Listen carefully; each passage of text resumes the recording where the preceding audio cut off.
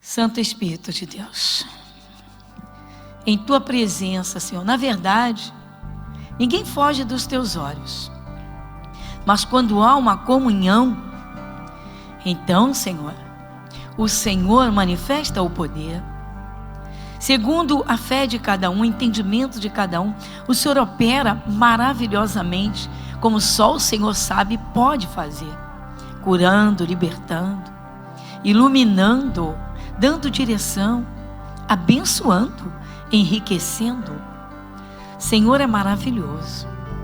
O Senhor diz: vinde a mim, todos vós que estáis cansados, sobrecarregados. Ou o Senhor diz, o Senhor diz, oprimidos. O Senhor diz, eu vos aliviarei. Santo Espírito de Deus, oh maravilhoso Deus, Pai, como é feliz quem desperta o coração para crer no que está escrito na Tua Palavra, as Sagradas Escrituras, para viver, meu Pai, o que está escrito. Oh Jesus, como é feliz, Senhor, quem dá ouvidos à voz da Tua Palavra, que é pura. A lei do Senhor é perfeita. O Senhor enche o coração de paz. O Senhor toma pela mão, a Tua mão poderosa, Pai, para sustentar, para levantar o caído, para endireitar os caminhos. Senhor, nós pedimos, fale, Pai, que a Tua palavra viva encontre cada coração receptivo. Agora é você oferecendo o seu coração, os seus sentidos em atenção à palavra de Deus. Quem crê na presença de Jesus vive uma vida de modo muito mais leve, muito mais suave, com uma confiança no Senhor Deus que é tremenda.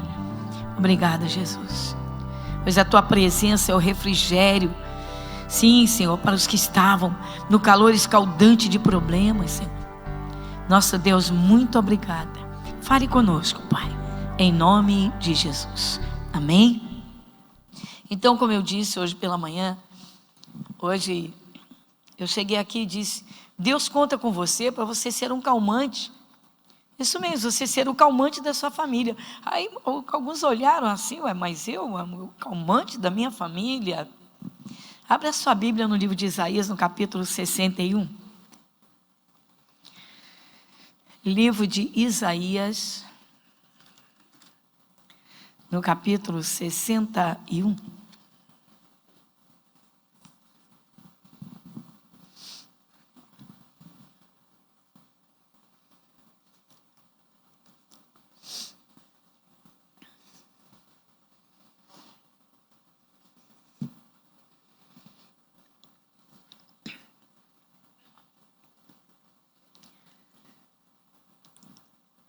Uma leitura bem simples e com uma clareza incrível aqui. O Senhor Deus diz aqui, olha, Isaías 61, o título: a salvação é proclamada. O Espírito do Senhor Jeová é Deus, tá, irmãos? O Espírito do Senhor Deus está sobre mim, porque o Senhor me ungiu para pregar boas novas aos mansos. Enviou-me a restaurar os contritos de coração, a proclamar liberdade aos cativos e a abertura de prisão aos presos, a apregoar o ano aceitável do Senhor e o dia da vingança do nosso Deus, a consolar todos os tristes, a ordenar acerca dos tristes de Sião, que se lhes dê ornamento por cinza, óleo de gozo por tristeza, veste de louvor por espírito angustiado, a fim de que se chamem árvores de justiça, plantação do Senhor, para que Ele seja glorificado. Ainda o 4.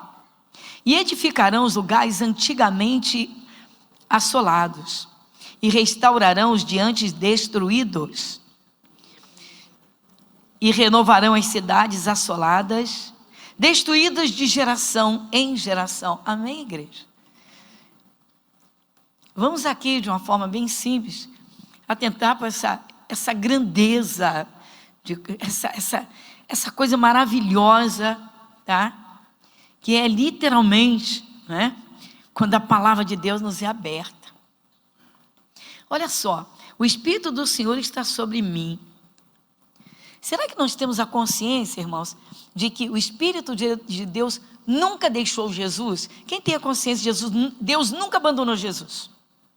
Mas Ele abandonou sim lá na cruz. Que é isso, pastor? Abandonou. Lá no auge do sofrimento, Jesus gritou: Pai, por que me desamparaste? Porque Ele nos representava. Jesus ali estava pagando o preço dos nossos pecados. Exatamente. Então ali Ele se separou de Deus, porque Ele estava nos representando. E aí a gente para refletir e diz: meu Deus, Jesus veio para sofrer em favor dos pecadores, representando cada pecador, para os pecados serem apagados. Depois Ele vai até a morte, aí Deus o ressuscita. Ele passa uma temporada na terra ainda, ressuscitado, não é? Ressurreto, ministrando, ensinando ali, continuando os seus ensinamentos aos discípulos, aos apóstolos, e volta para o céu. Mas aí Ele envia o Espírito Santo. E agora toda pessoa que aceita Jesus, de imediato já tem sobre si o Espírito Santo. O Espírito Santo nunca, jamais vai deixar Jesus. Por que eu estou te dizendo isso? Porque muita gente se converte, irmãos, e fica muito insegura quanto à presença de Deus. E aí, em vez de crescer na fé, alimenta o medo. Qualquer coisa que assuste, a pessoa se abala. Ela ou não sabe, ou infelizmente não atenta, que o Espírito Santo já está na sua vida. Toda pessoa que aceita Jesus, irmãos, é participante do Espírito Santo.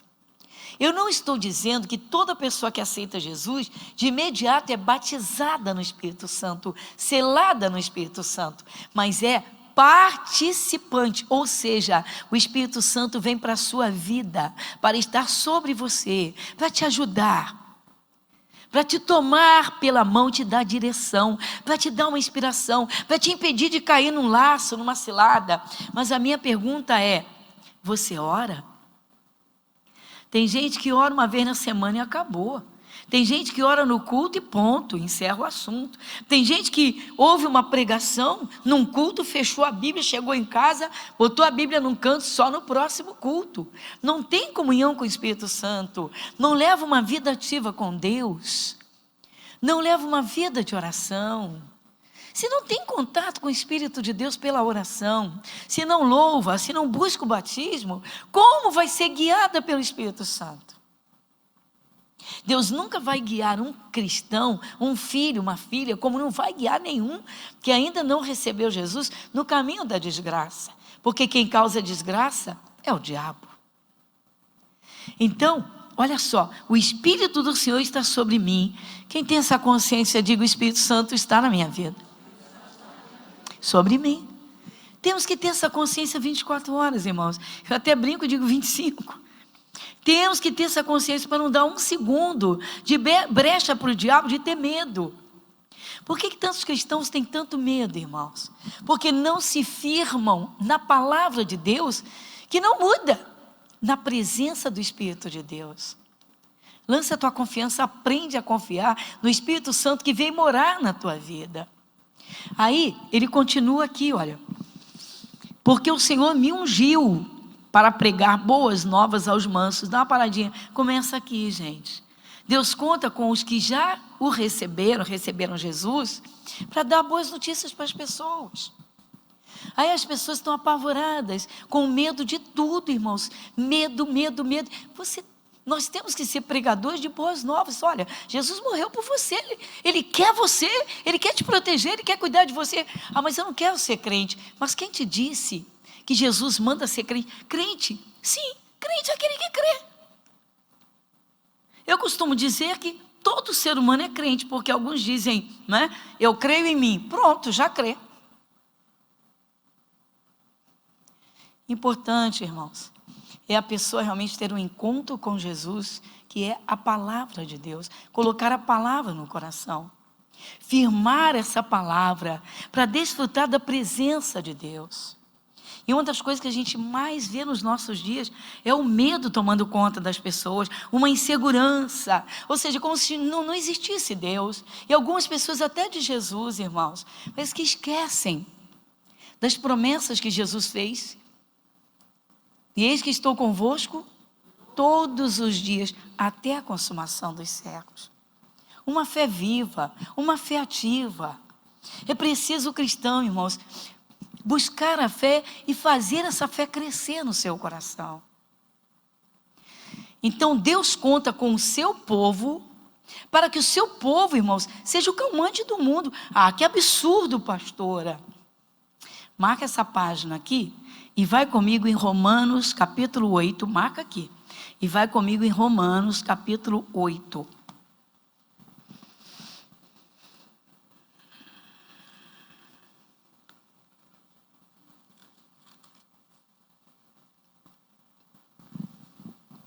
Versículo 19.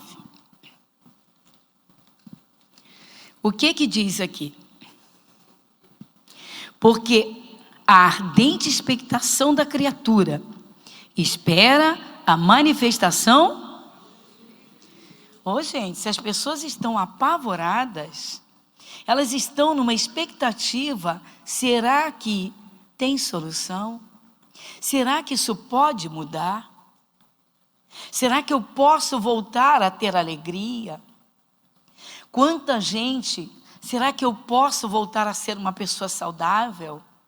E você tem tudo isso garantido nas Escrituras, que o prazer de Jesus é curar, que o prazer de Deus é abençoar. Agora, o que é necessário? Que alguém pregue e que alguém ouça e dê atenção. Aqui o Espírito Santo está dizendo que há uma ardente expectativa na humanidade, esperando, aguardando a manifestação de quem? Dos filhos de Deus. Há muitos anos atrás, irmãos, um grupo de senhoras que evangelizavam no Hospital do Câncer, na Cruz Vermelha, aqui no centro da cidade, um grupo de senhoras foi até uma parte desse hospital que só tinha crianças. E uma mãe estava com um menino de cerca de 4 anos, esperando o médico vir para dar a ela o dia e a hora em que o menino seria internado para fazer uma cirurgia, extirpando a língua que estava sendo tomada por um câncer. Isso faz alguns anos. Esse grupo de evangelismo, até da igreja da Tijuca, um grupo de 3 senhoras, isso não foi agora, já faz uns bons anos, 3 senhoras, elas iam lá, dar o jornal, Show da Fé da Boa Notícia, uma revista doada na igreja para cada criança, como a gente faz, nós sempre fizemos, sempre trabalhamos com evangelismo. E elas estão vendo naquele corredor enorme uma senhora chorando. E vão até ela. Senhora, dá para a gente conversar um pouquinho?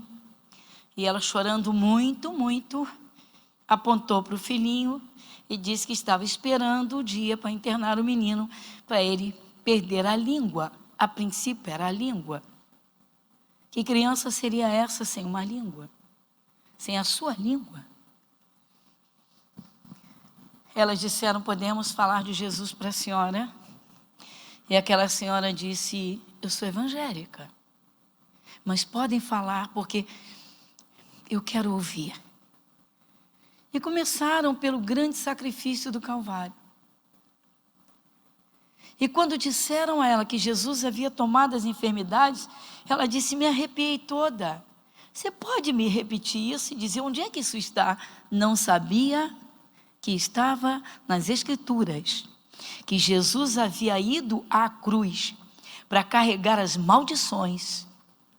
Você vê o que é a falta do conhecimento. Já há quem conheça e não creia, quem saiba e não assuma. Ela não sabia. Ela disse, isso está na Bíblia, mas eu sou evangélica há tantos anos e nunca ouvi assim. E apresentaram, e ela lia. E ela lia. E ela disse, meu Deus. E aí elas disseram, nós vamos orar junto com a senhora. Mas a senhora vai fazer uma coisa. Todos os dias a senhora vai ler isso aqui. E vai colocar as mãos na cabeça do seu filho. E vai assumir que Jesus o curou. Ela não entendeu muito bem. Elas pegaram o telefone dessa senhora e combinaram. Uma ligava de manhã, outra ligava à tarde, outra ligava no outro dia. E todo dia dando a palavra, e dando a palavra, e dando a palavra. Bom, resumindo os fatos.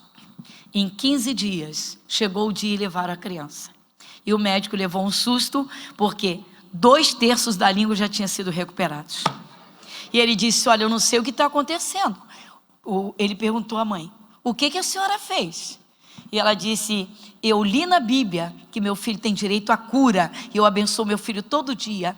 E ele disse, olha, de Bíblia eu não quero saber, mas continua fazendo o que está dando certo, então eu vou fazer o seguinte, nós vamos aguardar mais um pouco, porque a melhora foi grande.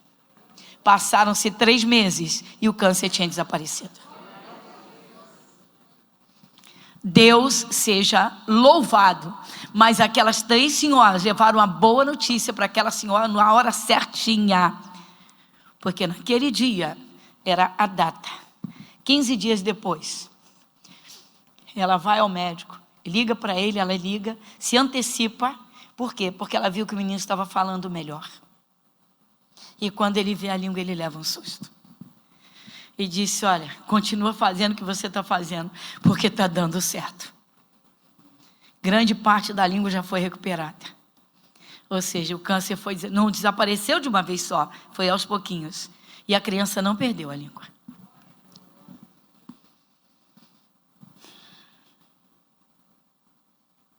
Eu tive um caso na Clarimundo de Melo. De vez em quando eu conto aqui, porque uma senhora, uma jovem mulher, muito pequenininha e muito miudinha, muito magrinha, e um seio desenvolveu e ficou enorme, com um tumor do tamanho de um ovo de pata. Quem frequentou Clarimundo de Melo no galpão lembra disso. Um tumor do tamanho de um ovo de pata. Um seio super desenvolvido. E essa senhora foi trazida pela costureira dela, que era membro da nossa igreja. 3 semanas ela participando. Na 3ª semana ela entendeu a palavra. O poder da fé e o poder na palavra. Quando ela determinou, ela teve uma reação. Quando ela olhou, ela levou um susto. Por quê? O seio tinha voltado ao tamanho normal. Num piscar de olhos. E será que eu tenho alguém aqui desse tempo da Clarimundo de Melo? Lembra disso? Está vendo? Tem obreiros aqui dessa época. Ela chorava, chorava, chorava, chorava. Chorava de alegria. Deus seja louvado. Boas novas. A costureira disse, Jesus te cura. Ela disse, mas por que ele não me curou até agora? É só você precisa entender a forma. Mas que forma? Tem de ouvir a palavra. Mas eu já escuto a palavra. Mas você já assumiu que Jesus levou? Jesus levou? Você quer ver uma inocência absurda? Mas Jesus era homem e a coisa era no seio. Olha que absurda a falta do entendimento. Senhor, não importa, importa que é uma maldição. E Jesus veio para acabar com a maldição. Amém, igreja? Amém, gente? Você dá boas novas para as pessoas, porque tem gente que está apavorada. Você imagina alguém no supermercado, comprando alguma coisa, correndo rapidinho, porque quer ir embora, está apavorado, quer ir correndo para se trancar dentro de casa, e chega o evangélico do lado, ô senhora, a senhora está trema, eu estou, não chega perto de mim. E a pessoa diz, olha para ela, você imagina que deveria dizer assim, Jesus está vivo, senhora, ele pode cuidar da senhora. Aí a pessoa diz assim, não, também estou correndo aqui, que também quero ir para casa. Vocês estão rindo? Mas está aqui, ó. Nós somos portadores de boas novas. Jesus já foi à cruz, ele foi até a morte e ressuscitou por você. Quantos creem? Está na sua Bíblia. Está na sua Bíblia. Está na sua Bíblia. Foi por você. Está na sua Bíblia. Versículo 2. Voltando lá, Isaías 61. Vamos então? Isaías 61. Então, apregoar o ano aceitável do Senhor e o dia da vingança do nosso Deus. Dá uma paradinha, irmãos. Que é isso, pastora? Deus se vinga do diabo quando você pisa na cabeça dele.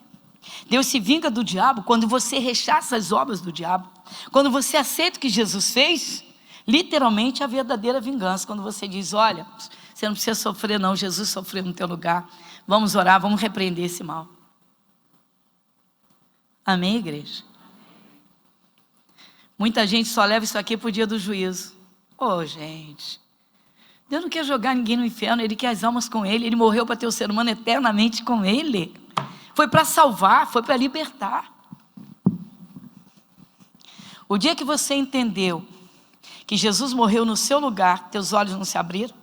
Você não passou a valorizar verdadeiramente a sua vida? Sim ou não? Você se vingou do diabo. Quantas vezes você pensou ao longo de anos que você não valia nada? Que você não tinha expressão nenhuma diante de Deus? Porque as pessoas se medem pelo que as pessoas falam, pelo que as pessoas atuam. Quanta gente nasce e cresce numa família e vive escutando, você não vale nada, você não devia ter nascido, você é uma porcaria. E quando você descobre o preço que você custou a Jesus, e você diz, chega diabo, não importa o que fale, importa o que Jesus fez por mim, fui comprado pelo sangue de Cristo, você se vinga do capeta.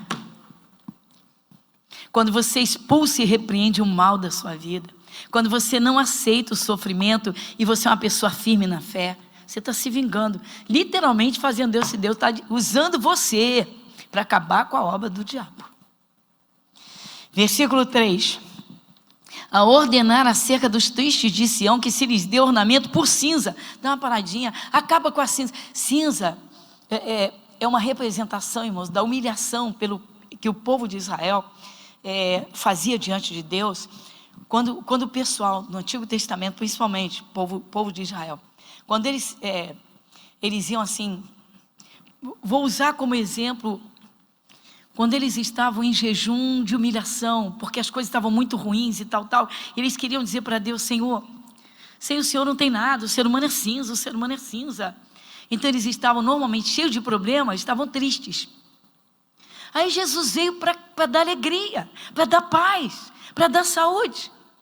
Então, como se ele já tivesse vindo, Isaías relata isso aqui e diz assim, diga para a pessoa que é triste, que ela tem que ter alegria no coração. Por quê? Porque ela custou a vida de Jesus. Porque ela foi comprada pelo preço mais alto. Porque o Espírito de Deus veio morar na vida dela. Então diz para ela, o Espírito de Deus veio para morar na tua vida. Ele veio para você se vingar do diabo, desfrutando da presença de Deus, acabando com esse mal na sua vida. Vamos crescer na fé. Então, quando a pessoa está triste, essa representação de cinza. Deus está dizendo, joga a cinza fora e recebe alegria. O que você vê nisso? Eu vejo um carinho de Deus dizendo, meus filhos, não quero vocês tristes. Quem aqui é pai? Quem aqui é mãe? Você gosta de ver seus filhos tristes? Então você entendeu. Deus está dizendo, ajuda as pessoas a acabarem com a tristeza. Tem gente, irmãos, povo de Deus, que só vive pensando em coisas que trazem tristeza. Essas pessoas têm que acordar. Por quê? Porque o preço que custaram a Deus não tem valor que possa pagar. Deus pagou o preço de cada um. Ele enriqueceu cada um com um valor altíssimo, mais alto. Então ele diz, ei, troca, joga a cinza fora pela alegria que Deus te dá. Deus tem prazer na tua vida. Ele sofreu no teu lugar. Ele comprou o céu para você. Ele quer morar dentro de você. Versículo de número 3. A ordenar acerca dos tristes, ainda no 3, que se lhes dê ornamento por cinza, óleo de gozo, de alegria por tristeza, veste de louvor por espírito angustiado. Uma paradinha aqui. Veste de louvor. O Quer dizer que quando o cristão louva a Deus com o coração, é como se ele estivesse se vestindo com esse louvor.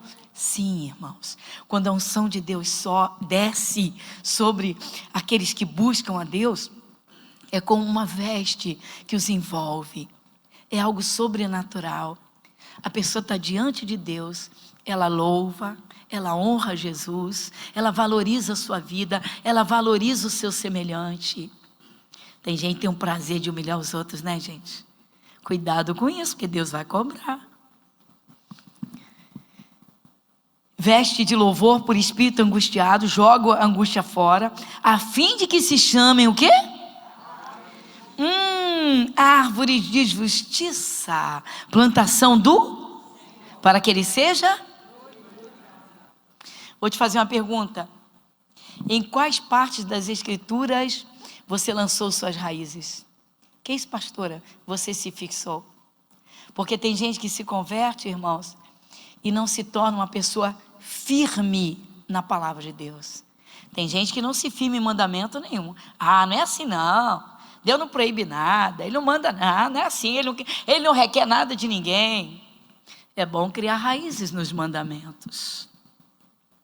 A árvore de justiça, ou seja, faz o que Deus manda, para andar bonitinho com Ele, para ser chamado de justo, ou seja, recebe o que Ele te dá. É um mandamento. Se Ele diz perdoa, obedece, para você ser justo diante dEle. O que Ele fala para você? Então leva aquilo a termo. Árvore de justiça.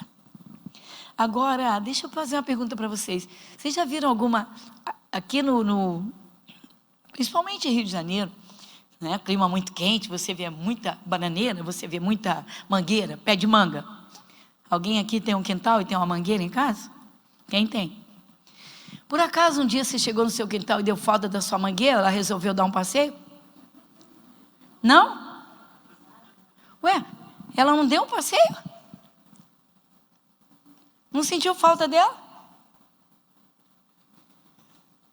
Ela nem te avisou que ia dar um passeio. Você chegou no quintal, ela não estava lá. Uma semana depois ela voltou e disse, olha eu aqui de volta. Por que vocês estão rindo? Porque árvores não andam. Tem gente que abandona Jesus e depois volta para Jesus. Abandona Jesus e volta para Jesus. Tem gente que sai de igreja e volta para a igreja. E sai de igreja. Tem que parar, irmãos. Pessoa depois que ela aceita Jesus, ela aceitou Jesus, ela recebeu Deus como seu Pai. Recebeu autoridade espiritual para dominar as forças malignas, não permitir mais ação do diabo na sua vida. Para obedecer aos mandamentos de Deus, mas para desfrutar das suas bênçãos, porque agora passou a ser filho, herdeiro e herdeira de Deus. Então tem que se plantar, se plante nos mandamentos, se plante nas bênçãos de Deus e ocupe o seu lugar de filho e de filha de Deus. Se plante na palavra. Qual era a força maligna que atuava em você? Era um vício? Ai, pastor, eu não conseguia largar o cigarro. Conseguiu?